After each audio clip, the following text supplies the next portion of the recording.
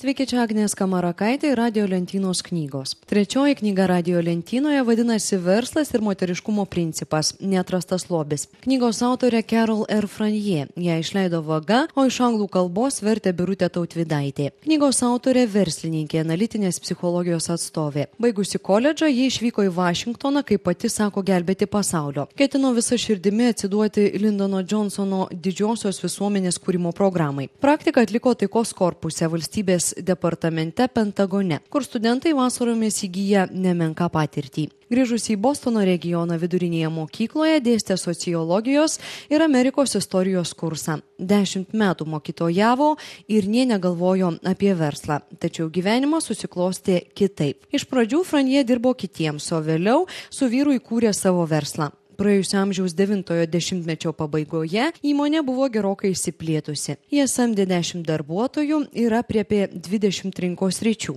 Tačiau vėliau nusprendė, kad geriausia maža įmonė ir su vyru vėl liko dviese. Pratarmėje Franier rašo apie knygos objektą ir įtaką jai padariusi Karlą Jungą. Cituoju. 90-mečio pradžioje, kai mūsų įmonė augo, perskaičiau Karlo Jungo autobiografiją Atsiminimai, svajonės, mintys. Tuo metu dar ne iki galo suvokiau, kad ši knyga iš esmės pakeis mano gyvenimą, nors tai buvo ilgos kelionės į savo sielą pradžia. Svarbiausia šios kelionės dalis buvo moteriškumo archetipų pažinimas, atradimas paslaptingų sakralių vaizdinių, kurie pranoksta konkrečius bruožus ar vaidmenis, paprastai laikomus moteriškais. Apie mūsų įmonės įvairovę galiu pasakyti, kad kai kurie vyrai turėjo ryškių moteriškų bruožų, o kai kurios moterys išsiskyrė vyriškumu. Jau vien šis faktas būtų pastūmėjęs tyrinėti moteriškumo ir vyriškumo sąveiką, o ne vyrų ir moterų santykius, jeigu skaitydama Jungą nebūčiau atradusi šios dichotomijos. Ji man leido aiškiai suvokti, kad vyriškumas ir moteriškumas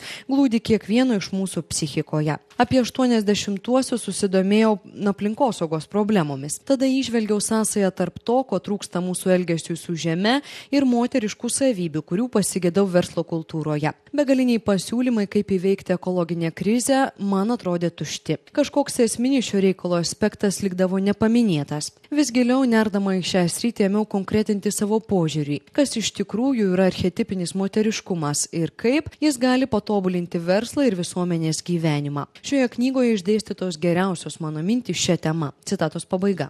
Anotacijoje rašoma, kad verslas ir moteriškumo principas skirtas visiems ir verslo naujokams ir patyrusiems verslininkams. Tai knyga apie naują požiūrį į moteriškos ir vyriškos energijos suvienijimą ir galimybę mums visiems kurti perspektyvę ateitį. Teigiama, kad ši knyga suteikia galimybę kitaip pažvelgti į kiekvieno žmogaus moterišką pusę. Pamatyti, ko pasiektų verslas, jei moteriškumo principui būtų skirta tiek pat dėmesio, kaip ir vyriškajam suvokimui.